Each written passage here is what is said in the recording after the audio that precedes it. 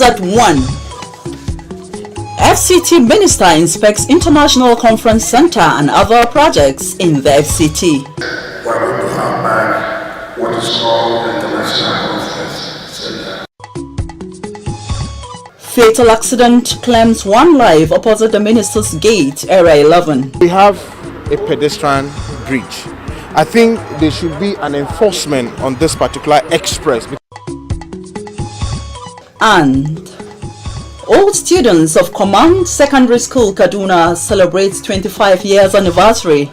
We've had a career day where we try to mentor the children.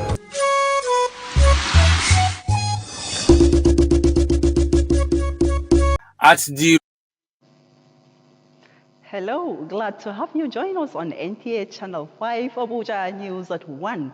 I am Blessing Fulani.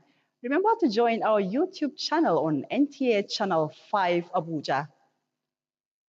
We start the bulletin by telling you that the Minister of the Federal Capital Territory, Nyesom Wike, has inspected the International Conference Center and other ongoing projects to a certain level of work. Onoze Yakubu tells us more. At the road project site at Life Camp and Katankwe District, the FCT Minister Nyesom Wike, in company of the FCD Executive Secretary Shehu Hadi Ahmad, addressed issues of compensation, which is impeding the ongoing road construction and extension of scope of work. Can you take a scoop of it to M20? Let us see. It will be additional to this work. It's not going for a new. Because it doesn't make sense to start this. And then if you can do the alignment, and then where the evaluation start immediately. The minister also inspected the International Conference Center where the rehabilitation works are still ongoing. He expresses satisfaction with the level of work. As per the case of Ghanaian previously, they would have handed over the project that would be available for Nigerians to use. But what is important is that yes, we are going to have back what is called International Conference Center. Nyesom Wike further reveals that in no too distant time, more projects will be flagged off in satellite towns to ensure grassroots development. Onoze Yakubu, NTA News. The need for fervent guide for students to key into science and technology has been stressed as the world tilts towards technological advancement. This came to the fore when a core member, Somto Okafor, convened a debate for secondary school students in the FCT to develop their passion for technology education. Rosemary Multileng-Dilal has the details. Technology is regarded as key to achieving development in every given society, hence growing the minds of young ones into accepting the fact that ICT knowledge is sacrosanct.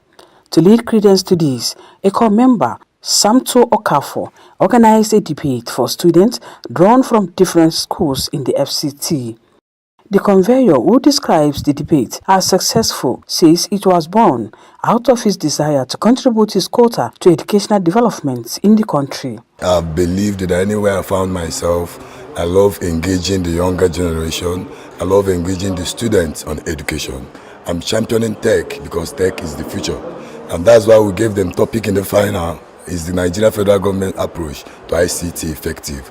We are giving them this topic is for them to know that ICT is the future, and we are in support with the federal government to make sure that that every student in Nigeria is tech-driven. This commend the core member for a job well done. Tech is the in thing today. So anybody who is doing anything that he or she is doing without inculcating in the young ones the importance of tech,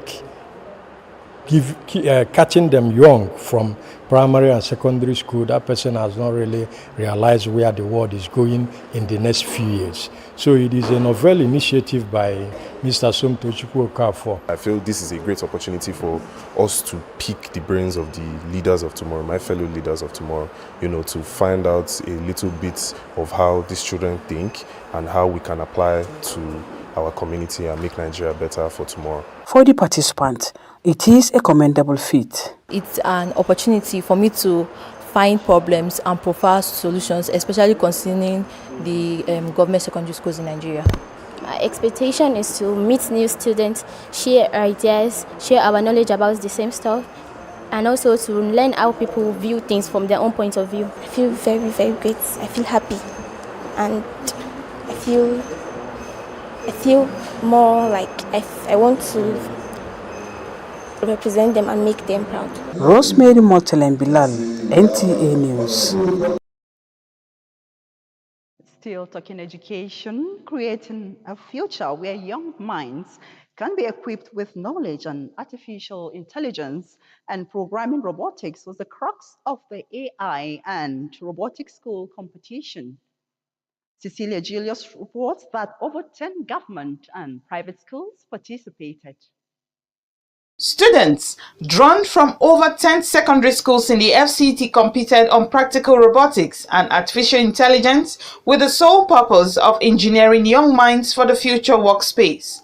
The students were engaged in practical coding for robotics and display of personal engineering projects, some preferring solutions to future challenges in commemorating the International Coding Day. We're trying to see how we can inculcate it into our students, especially the girl child also, so that they can be of equal equilibrium.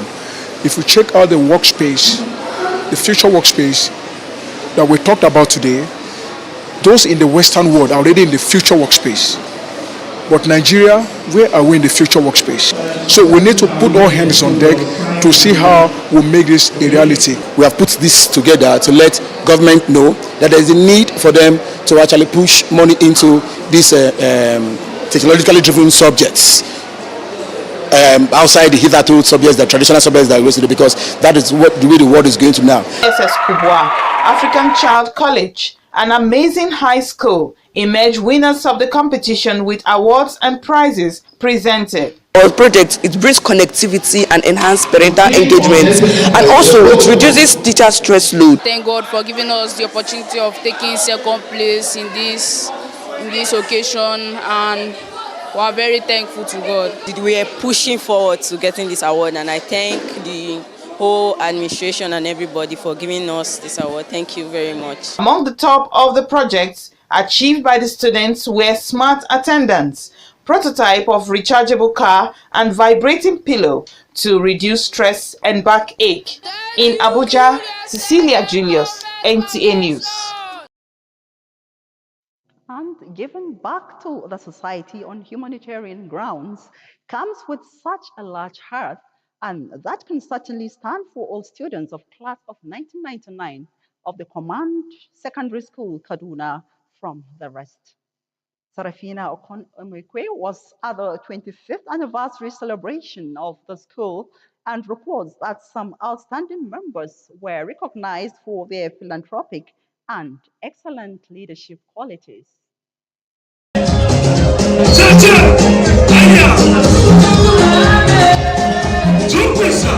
Unique and distinctive, this group of students of Command Secondary School Kaduna believe that towards improving quality of life of others and building stronger, more supportive community is the very essence of life and humanity. The special event was set to rekindle bonds of friendship, network and recall sweet old memories. The national president of the association, Chinedu Ukeka, says his tenure has achieved much more in areas of human capital development, infrastructure, and empowered students via various competitions in the school. We've been able to install solar lights in the school.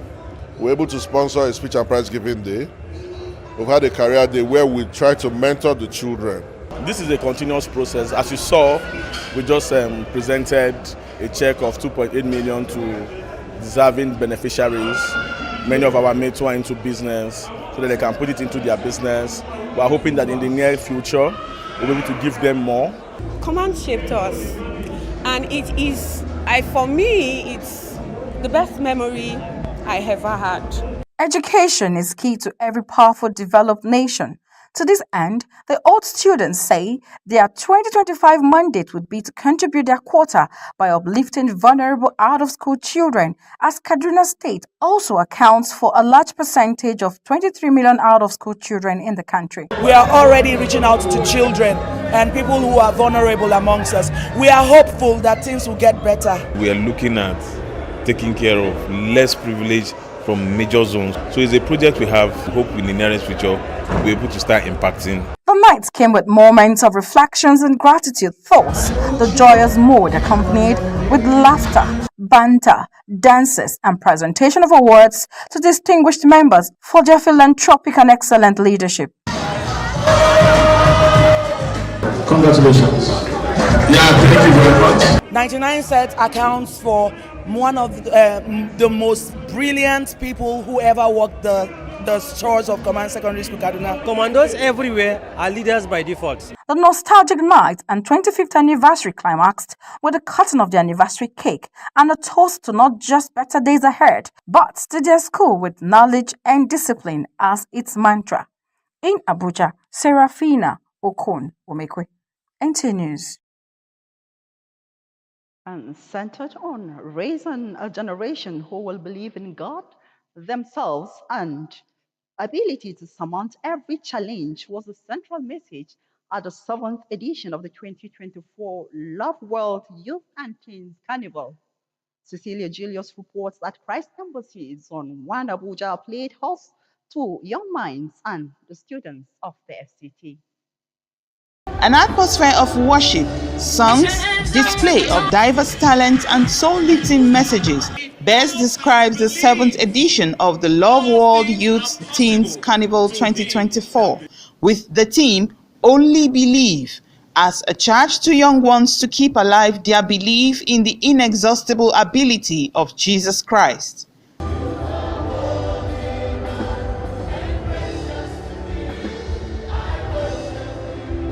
You do not look at that situation, but look at God's word concerning the situation.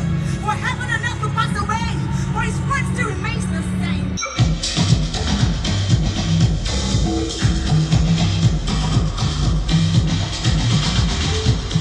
Jesus the sunrise, glory shines all around. New order in that time, there'll be no time. Zonal Pastor Christ Embassy Zone 1 Abuja, Pastor Dikwa Official, and other leaders speak on the essence of the program. Believing in this nation, believing in themselves, believing in God.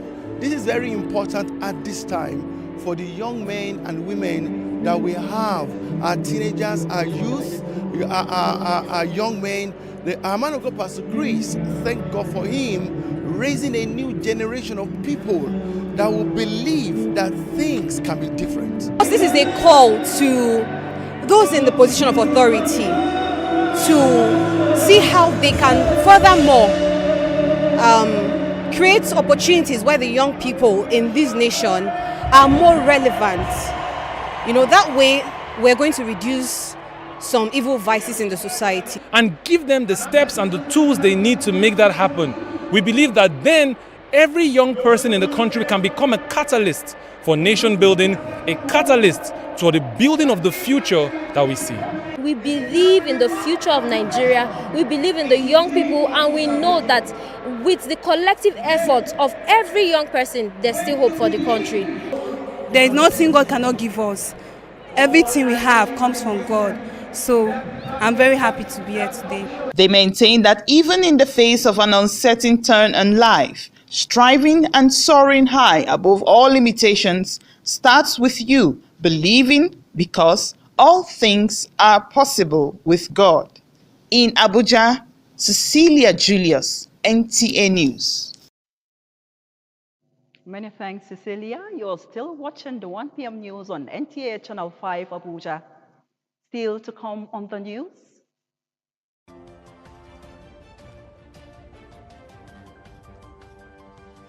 An NGO canvasses for data of people with disabilities in the country.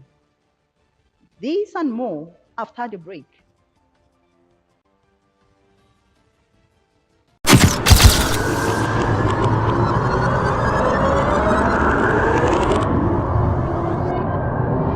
Good evening. Glad to have you join us. Thanks for joining us on Weekly News Wrap. Thank you very much for having me. And it is on that note we welcome you to today's edition of the program. I will celebrate creativity, lasting impressions. There's no book stating that this is the role for men.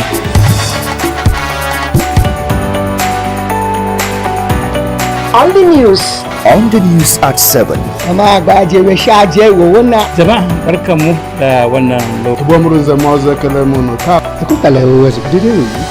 latest station, NTA Channel 5, Abuja, would say have a lovely day.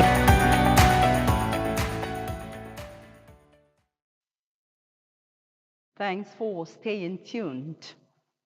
The disabled have for long been among vulnerable sets of people in the country, and getting the needed support to enable them live life properly is being canvassed by all well-meaning Nigerians. Speaking to NTA Channel 5, founder ASA Enable Us Foundation, Ayorinde Stephen Amoku, has identified data collection and entry to be one way to identify and bring the needed help that will have direct impact on the disabled. When Dogo has details. The numerous challenges faced by people living with disabilities necessitates effective implementation of policies and programs to ensure their easy access to a normal life. In a bid to find solutions to these challenges, an NGO, ASA Enable Us Foundation, has worked tirelessly for over 6 years, providing advocacy, rehabilitation services, and community-based programs to people with disabilities across Nigeria, including the FCT, to promote inclusivity, eliminate discrimination, and offer comprehensive support. When I speak to most of them, I can see how laid back they are. They are not bringing into society the way they are meant to be. A lot of them have met a master's degree as a disabled person, but they never recognize them. They never get a job. So I'm advocating for them. We need to start bringing them to them. I'm a psychiatry nurse. I'm a psychotherapy. So I know what it takes. A lot of NGOs go around taking pictures with the children and they never get back to them. I've been running for over 6 years and I keep going back to them. As a result of over 6 decades of empowerment initiatives in different states, the founder, Ayorinde Stephen Amoko, said that by working closely with the national leader People Living with Disability, APC, the foundation has been able to identify data collection and entry as one of the main challenges that hinder efforts to reach out to disabled people. We are coming up with a very massive program where we'll be able to know how many disabled people we have in Nigeria, each state, whether the kind of disability, because when you say disabled, everybody just thinks disabled is people on wheelchair. No, that's mental illness, that's every aspect of that. So we need to capture them. Like when I was giving glasses in Benue State, and I asked them how many people need glasses, they don't know because there's no data. So we need to start using data in Nigeria, and that is the only way you can know where the source of the problem and how you can tackle the problem. The foundation urges collaboration between government and private sector to find lasting solutions to the challenges faced by people living with disabilities. In Abuja, Wayne Dogo, NTA News. And the literary works of Taufik Olatubosun from the Southwest Geopolitical Zone on Truth and Dare has been adjudged the best inspiring story among other entries in the 2024 Young Adult Literature Prize Award of the T.Y. Buratai Literary Initiative, as he emerges the national winner of the maiden edition. Abdullahi Ajia brings us other details of the event, which was held at the T.Y. Buratai Research Institute in Gora Village, Karu, Nasarawa State, where winners smiled home. It's been several months of rigorous literary contest, climaxing in the convergence of literary icons and distinguished Nigerians from all walks of life to witness the award and reward to those who won the 2024 Young Adult Literature Prize of the T.Y. Buratai Literary Initiative. Finally, delivered on this assignment in terms of having a winner.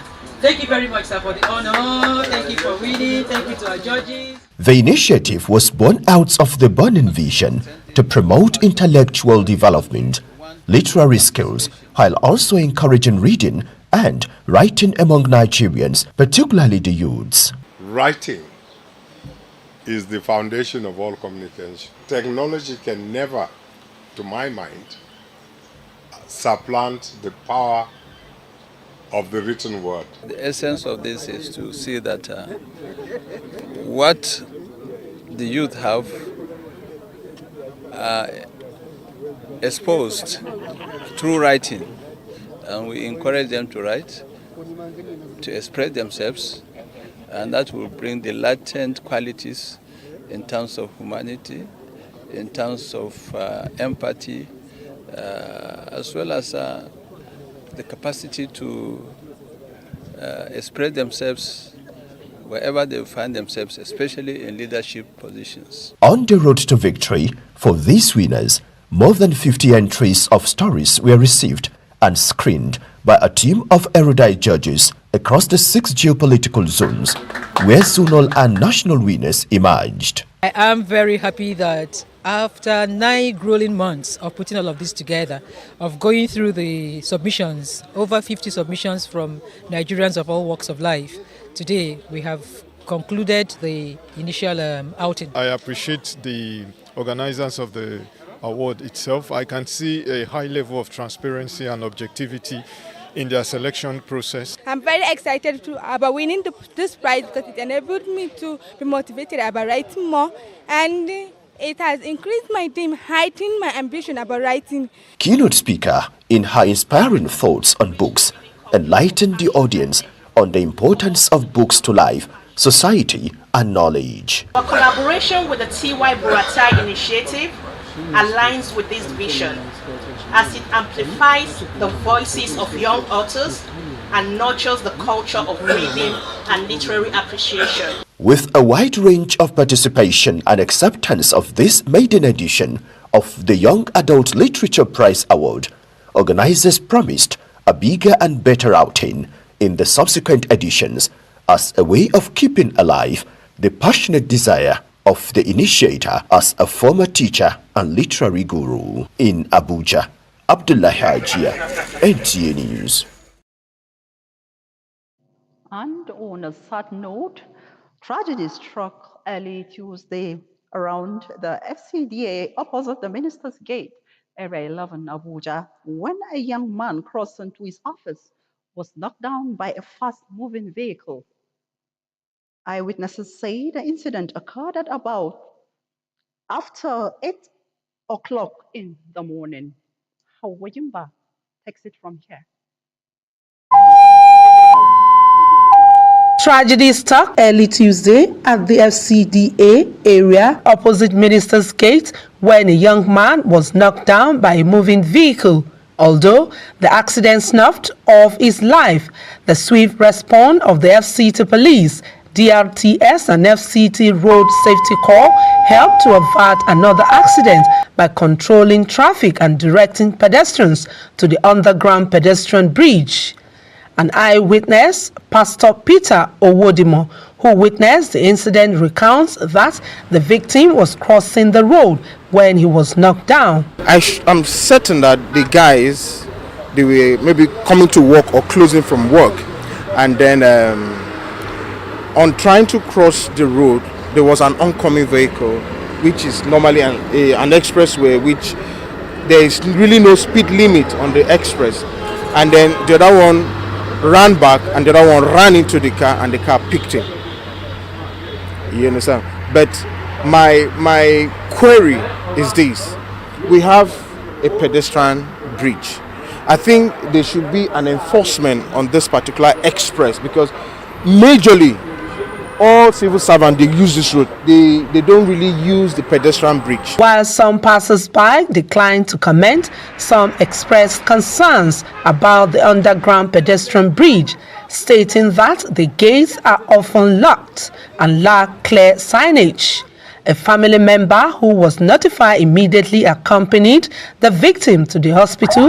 The police have taken custody of the driver and launched an investigation. This tragedy highlights the importance of road safety and responsible driving. Hawagimba, NTA News.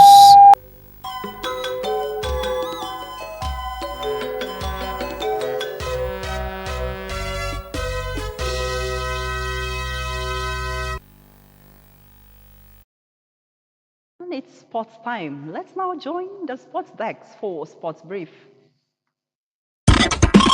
The federal government, through the Ministry of Foreign Affairs, has denied reports that some Nigerians were harassed in Libya following CAF ruling on Libya versus Nigeria 2025 African Nations Cup qualifier. Recently, CAF awarded 3 points and 3 goals to Super Eagles and fined Libya Football Federation the sum of $50,000 for maltreating the Nigerian contingent in their 2025 AFCON qualifier. Based on this, unconfirmed reports have it that Nigerians in the country were facing harassment by Libyan authorities. Still on football, Nigeria have named a 32-man roster for the second phase of their training camp ahead of the anticipated two-legged CHAN qualifying fixture against arch-rivals Ghana in December. Most players have received notification of their invitation and will join the Super Eagles B, with some of the latest additions,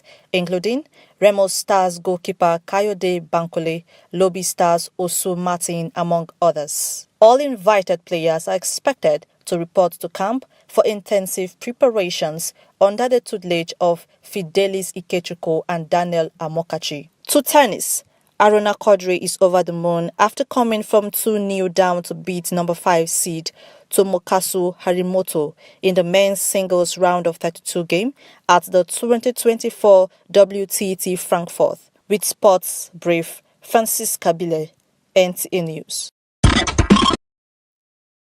And that ends the 1 p.m. news. Do join us again by 7 p.m. for more news. Good afternoon.